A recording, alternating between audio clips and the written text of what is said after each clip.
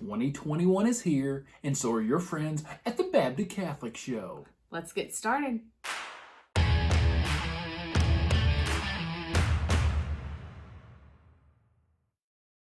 May old acquaintance. Please stop. Welcome back in, everyone, to your favorite podcast. That's right, the Baptist Catholic Show. So, Aaron, how's your favorite podcast? Everyone's favorite podcast. Okay. They see Bishop Barron, they see Father Mike Schmitz, they delete till they get to the Baptist Catholic Show. I know that's what they do. Mm-hmm. Anyway, so Aaron, how's your 2021 been going? About like mine? So far, so good. Away from other people. So yeah, this year, I'm not gonna tempt it and say, how could it get any worse? You know, because it kind of did. I did see a what do you call those? Billboard the other day for this shop here in town where they had taken like a picture of like a trash can and put 2020 on it, and it was a person setting it on fire. I thought that was kind of funny. Dumpster fire 2020. Yeah. So we are just going to forget that happened. We're moving into 2021. Well, really, the highlight of 2020 was the Baptist Catholic Show. Exactly. It started. Wait, did we start all this? Did we do this? Shh. No, I'm just kidding. We started. Anyway, we didn't start the fire. We promise we didn't. Okay, but we're just. We pulled everyone through it. Yeah. Exactly. Exactly. All right. Well, we can hope anyway. So, 2021 started. Okay. We are just like everybody else, making those resolutions or whatever. But we thought, listen, we're going to wait until about halfway through January to have this after everybody else has stopped the resolutions. Failed. Okay. So right. After everybody's failed, and we're going to have a podcast today talking about kind of reviving or jump-starting maybe your spiritual life. And you can't use I started out good until day 4 and then I missed a day, so I'm throwing it all out the window. Right. You can't use it as an excuse because we started halfway through January. Right. So you got to do it. Somebody mentioned this past week, really the first of the year is just another day. And it is a new year and a new beginning, but start over every day. Yes. Let a new resolution every day. Right? Yeah. And we're also celebrating in January 1 year of started out Catholic on purpose. Now the Who's been Catholic. with me? Who's been with me from the beginning? Hey. Crickets. Well, I was here. Were you here? I think it was mostly me and you. But and then transitioning into the Baptist Catholic Show. So we've been here a year. Okay, and so we're looking at 2021. We're thinking, what kinds of things can we do incrementally to make this show better for you? Okay, because that's who we're always thinking about. Thinking about you. Most of them are I don't know, stop. That would be the thing you could do. And most of them are our friends, so they have to listen, because they feel obligated. Yes. So it's like pushing through. They got us on 2x speed. I listened. It was a great show, Casey. Wow. And then got that over with. But we're looking forward. We're not fancy people. By any means. We make incremental steps. We make little bitty steps. We're not technologically savvy, even though this microphone looks fancy. It was a deal. eBay purchase. Yeah. Oh, sorry. I shouldn't Anyway. let out our trade secrets. It was something real sophisticated. Some of our other podcasting no. Okay. So we're looking at some things some of the feedback we got was they really liked the interviews that we did because they don't like us talking as much. Right. Bring some more interesting people who are actually interesting into the podcast. So I thought that was a good thing. So we're thinking about that. We've already kind of made some steps towards making that a possibility, having some more people. Since we can't have a bunch of people over at our house, right, doing some Zoom, maybe interviews, things like that. And as we are not technologically savvy, we just got a Zoom account. Well, we got the paid one. Okay. Yes. We've had the Zoomy. We've had the free. Come on. Yeah, on our phone, but we're still trying to figure out how are we gonna make that work? How it moves from one to the other. You know what I mean? Just witchcraft. Anyway. So we did get a lot of positive feedback about that and how people like the stories of conversion, like reversion, and just, people's personal stories. And that's like our thing. That's our right? thing. That's our wheelhouse. Conversion. That's our wheelhouse. We like that. So that's going to be in the works. Maybe some refocusing on the practical aspects of our faith. How to celebrate certain saints or kid, if you have a family, right? Birthdays or baptism days. Or if you don't have kids and you want to celebrate by yourself. Your own. Yeah, I mean. Do it. Yeah. All right. So we're talking about things things any like that. Excuse to celebrate right now. Right. Creative ways of participating in seasons of penance like Lent, Advent. Trying to make, right, the initial impetus for this podcast in general, that's one of the reasons we called it Catholic on Purpose to begin with, was living the Catholic faith, or knowing the Catholic faith and then living it in practical ways. So that is something that we like. We also, like we just said, are all about stories of conversion, reversion. So people who have been away maybe from their faith and have come to a deeper understanding of that and are walking it out. So those are kind of a couple of our focuses and what we want to do this year. But we thought, since this is the start of the new year, really, we would talk about ways to jumpstart or maybe start fresh. Restart. Or maybe restart your spiritual life. So what are some practical, again, we go back to practicality, ways that we can integrate 2 to 3 things, make them simple, to start moving towards a healthier spiritual life. I've had this conversation with a lot of people recently that this past year has been draining and they have let that spiritual component really slide. And it's been so easy. And I feel that it is so easy when you're like dragged on by everything else in this world and you look around and you're like, oh, that's a mess, that's a mess, that's a mess. I'm a mess. And then you let yourself get a mess. Yeah, right. So that's what we're going to talk about today. 3 practical ways, 3 things that you can do right now to jumpstart or start your spiritual walk. So we're not experts, though. Just want to make that proviso. You know how people at the start of more serious podcasts be like, I'm not a psychologist. I can't prescribe anything. We're not experts, but we did stay at Holiday Inn Express last night. I was waiting. Listen, I can see one of the things that in 2021 I want to get better at doing is coming up with Dad these jokes? episodes. Well, obviously. You had another kid. He's like, I gotta get daddy-er jokes. I gotta be on the cutting edge of the dad jokes. That's one. But 2 is, as I'm writing it, I wanted to get better about writing up scripts, or not really. We don't really read off a script, but just have some notes going into these episodes, so we're not flying by the seat of our pants. What you all can probably tell is that that's how it normally goes.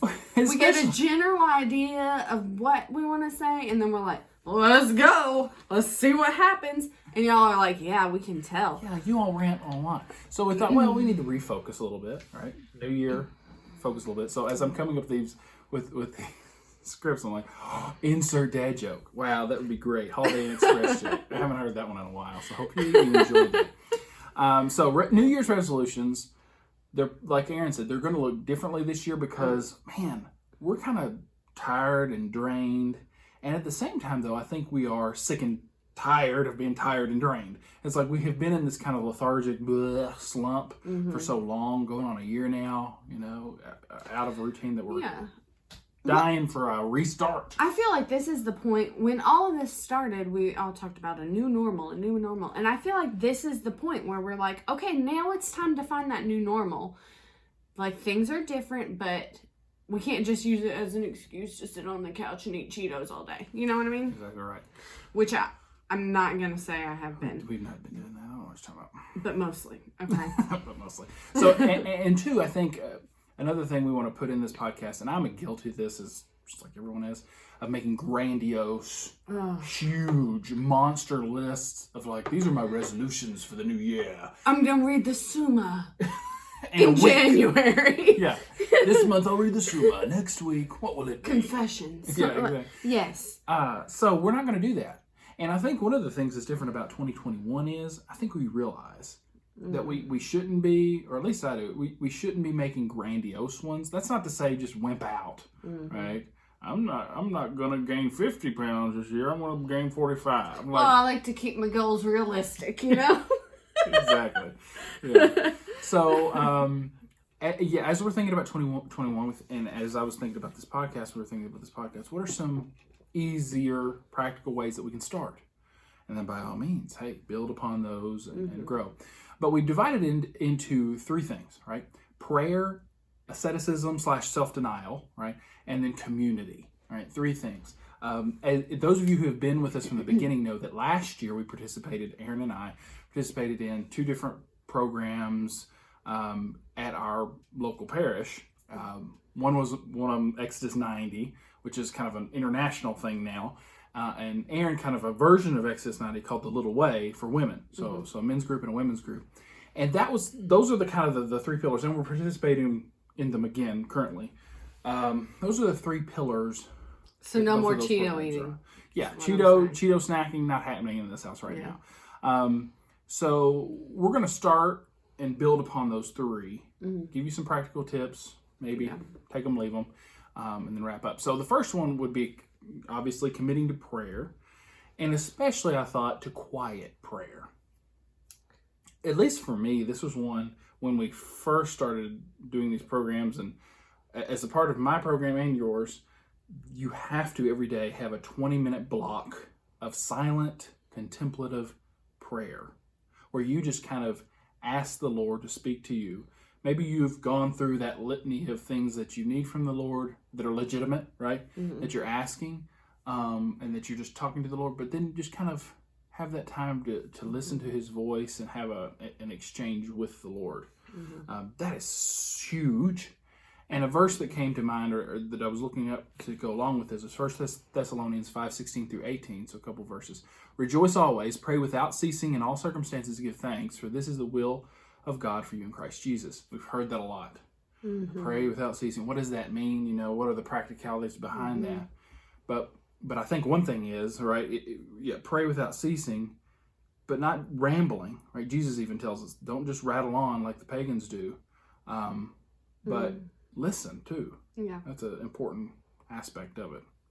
So that's one thing I definitely didn't know anything about, or hardly anything about, before becoming Catholic, definitely. And then as I was growing, we were growing in the Catholic faith, those first couple of years I found key, right, to a healthy relationship. So, and even now, I feel like if you put that time aside, it makes all the difference in your day.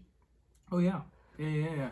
So making that time. So as I was thinking about how we're going to pitch this to you, so 15 minutes, I thought 10 to 15 minutes, right, today, and make that time silent, right?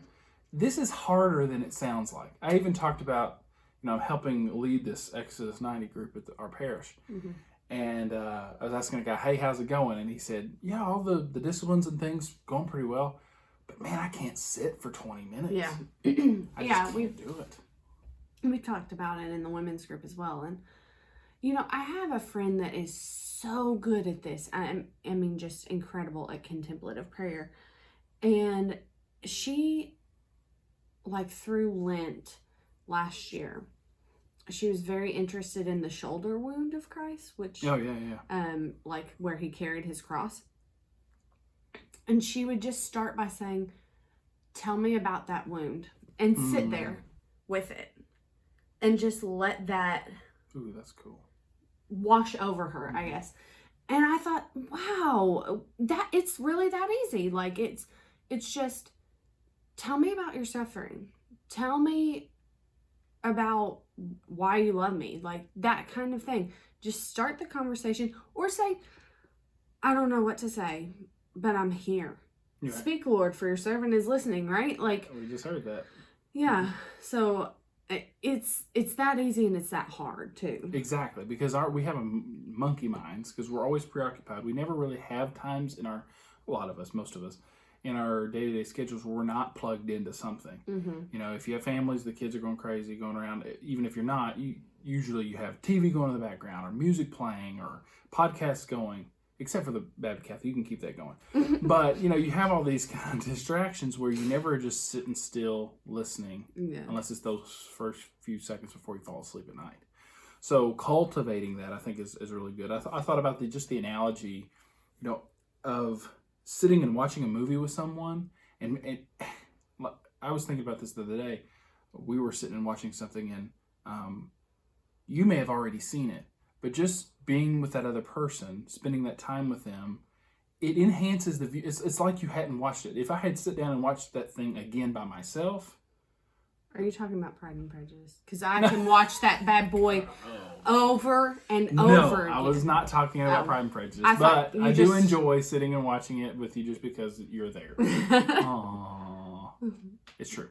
Anyway, yeah, I was not talking about Pride and Prejudice. Though. If I was sitting and watching that by myself, I'd be like, okay, Mr. Darcy, get on with it. Anyway. I could give him some pointers. Okay. The Baptist Catholic Show. Anyway. We talk about the important things. Move on. But just being with that person, it enhances my, it's like I hadn't even watched it the first time. Being with that person, spending the time with that person, and not really having anything, to do other than just to be. I think God wants that with us. Yeah. And we benefit from that, right? And it's not about necessarily, okay, I got to sit and listen for the grandiose thing he's going to tell me and go. It could feel like nothing, but cultivating that and spending that time and go ahead. Yeah. One of our friends sent a podcast last week, I guess, and it was this girl talking about prayer, and I cannot for the life of me remember her name, but her podcast is Hobo for Christ, I think. Anyway, and she was giving a talk I guess 2 years ago now, 2019 in Toronto, and talking about prayer, and she's like, everybody needs to pray. Everybody needs to pray. And then she gave this caveat. Well, if you have young kids, maybe you don't. I'm telling you, if you have young kids, you need to pray still. And you have an opportunity to pray more. Every time that child brings you a sippy and says, I need more, Hail Mary. You don't have to say the whole thing, even just like, oh Lord, like I'm here. I'm here. And it's another friend of mine sent me an article about how it's like the bells in a monastery. The bells in a monastery automatically call the monks to pray, the brothers to immediately drop whatever they're doing and come. And that is what having children does too. You drop everything, you come, and that's your prayer. Yeah. So I was reflecting on the same thing actually this week, and it was actually in preparation for confession, and getting frustrated when I've been pulled away from like we were just talking about, from silent prayer or a certain prayer routine that I had going by the kids, or maybe my wife wants something. But anyway, so getting pulled away from that and getting frustrated. I have cravings. I can't help it. Can you go down? No, just kidding. So being pulled away from that and being like, oh, I'm trying to pray. And like, you kind of missed it, right? The Lord's like, hey, bro. I'm calling you, right? I'm calling you to your vocation here. I'm trying to make you holy this way.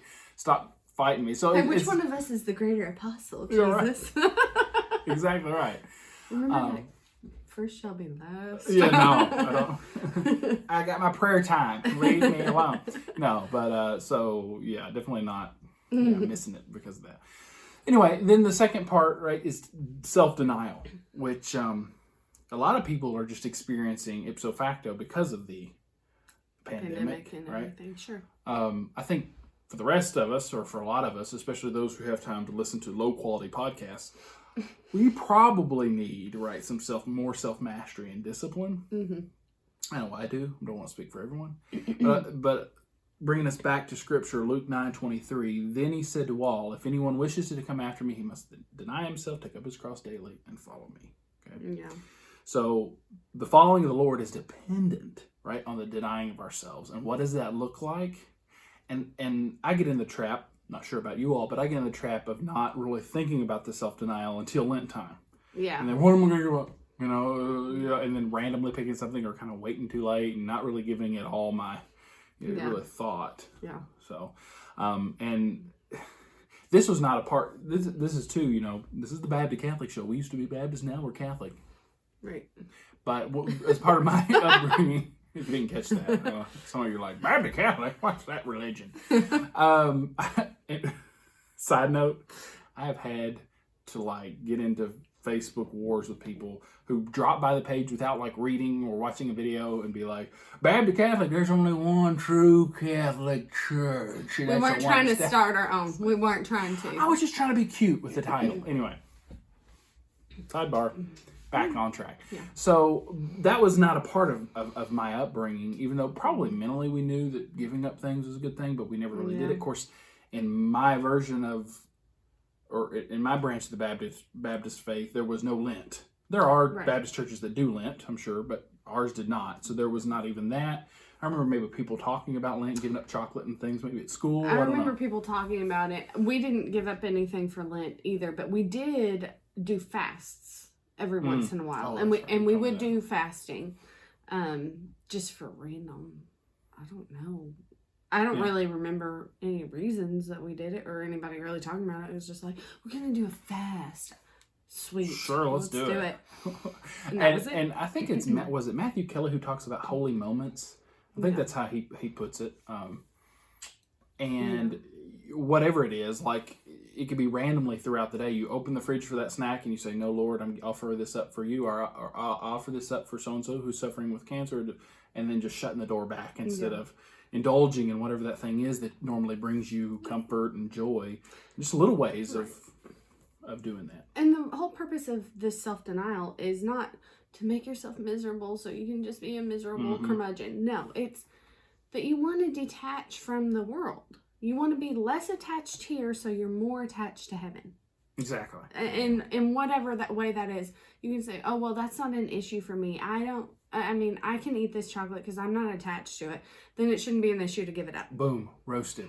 I'm just saying. Give it up. Give it up. Yeah. And so I think as we prepare for Lent, which is not all that too far off, you start to give it serious. February. So start giving it serious consideration, right? I always give up this, but it's not that big of a deal for me. It's not that big of a stretch. What's something that would be kind of a stretch? What would be something that's really going to pull you and test you a little bit? Maybe the Lord wants to pull you a little bit, and so that you can grow stronger. Yeah, it's an exercise. It is. It's supposed to make you uncomfortable, and when I exercise, it is uncomfortable. Yeah, me too, sister. The last thing would be to find or make community. Find or make community. This is one thing that I kind of balked at. I think before I did this Exodus journey a couple years ago, I was kind of like, I don't really need other guys. I'm not really the type to just hang out. Let's go get a beer and hang out, man. I'd rather be at home. That's us. We'd rather be at home. Any day of the week. I'm just a homebody. Maybe I need to break out of that a little bit, but we like to travel to the kitchen. Wow, it's pathetic. But engaging in it and engaging in the right types of community is key, right? It's not just any whatever. But when I engaged in that community, right, of like-minded men who were striving after Christ to become better versions of themselves, right, becoming the saint that God created them to be, man, was I sharpened, or did I benefit from that? And I think that's more necessary than we realize. And another scripture, a couple verses I want to pull out, Galatians 6:1-2. Brothers, even if a person is caught in some transgression, you who are spiritual should correct that one in a gentle spirit. Look to yourself so that you also may not be tempted. Bear one another's burdens, and so you will fulfill the law of Christ. I just like that. Bearing with one another and supporting our brothers and sisters is one way that we fulfill the law of Christ. Yeah. And so not self-isolating, thinking I'll just do it by myself. And I think that also breaks you away from the temptation of thinking it's all on me and I can do it by myself. Yeah. No pulling yourself up by your bootstraps. We're in this together, bro. Exactly. And I cannot tell you community, how much it means when something happens and you can turn to someone and say, I'm struggling with this. I need prayer for this. I found this, thought you would think it was awesome. And just having somebody be like, yeah, cool. And I understand that there are a lot of people out there that are like, I don't really like people. People are fine, whatever. But I have my people that I need. Exactly. Yeah. And I think we've seen the fruit of this big time in our lives. We went from being, maybe 5 years ago, less time, I don't know, having literally hardly any Catholic friends. We had a godmother for one of our daughters didn't have a godfather. We just didn't know enough Catholics. We didn't feel comfortable enough We with didn't asking. know any dude Catholics. And guess what? The godmother is his sister. Yeah, we're pathetic. I know. But you already know that. You listen to this podcast. What's that say about you? Anyway, sidebar. But seriously, we went from that, and the Lord has blessed us by entering in those communities, right? I always say this, and we've said it before, the church is as big or as small as you want it to be. Right. It can be overwhelming, and you could be anonymous to the priest and everybody in that building, or you can integrate yourself, find ways to serve, find ways to, connect via communities that fit your different niches. There's all kinds of stuff. And if there's not in your parish, you take initiative. I can't imagine a priest going, "Oh, you want to start a mother's group or a book club?" No. I'd rather you just stay stagnant and not help with anything. There's not one, and if there is, just secret time. No, I'm just kidding. No. But just joking. We're not bucking authority. But you know what I mean. I mean, just find people of like mind who want to just talk once a week or maybe every other week. look outside of your parish. Look at another parish. Look online. Oh my gosh, there's groups on groups on groups online. I literally put this in the notes. If you don't have community, make one. If you can't make one, reach out to us. We'd just be glad to Zoom talk with you, because we don't have that many friends. We do. We like to Zoom talk too. We do like to Zoom talk. I think we're all though about this close to just Being zoomed out and screaming at Bertha for not pressing the mute button. The mute button. Or like, hey, move the camera where it's not just like this half your face and then your ceiling fan. Right? Uh-oh. We can see you. We can see you. We can. So stop like rubbing on yourself. Yeah, right. Oh, I love it. Anyway, that's good stuff. It's not from personal experience or anything. So the Baptist Catholic Challenge this week, right, is out. This is what you need to do. Okay, it's coming from the people who stayed at Holiday Inn Express last night. Number one, establish that 10 to 15 minutes, right, of silence with God. Okay, so then go ahead and get that Lenten practice in mind. I want to do this and really pray about it and think: is this really what I need to do? Is this something? Don't just buy a book at the last minute because everybody else is buying the book. Right, like, exactly. Think about what you want to do. Maybe and if you do buy a book, read the intro before Lent starts. I'm just saying. Exactly. And maybe go ahead and dip your toe in it. Maybe try it for a couple of days and be like, "Oh yeah, this is gonna be tough." And then find one person. Okay, find one person this week that you can begin to build community with, in person or virtually. Right, whatever's safest, whatever you feel comfortable with. Find one person. And that can be a friend. That can be a coworker. That can be your spouse. Because there's a lot of hurt in this world. There's a lot of hurt marriages in this world, and maybe you need to build some community with your spouse. I'm just saying. And even with friends, like you think, well, I have plenty of friends. Well, how often do you talk to them? Or how often do you talk to them seriously? Seriously, yeah. Not just flippantly, hey, how's it going? Good, all right. Yeah. Especially guys. Guys are like, huh? I told our group, we meet once a week, right, to talk about how the week's going. I said, this can't just devolve into grunt and pass.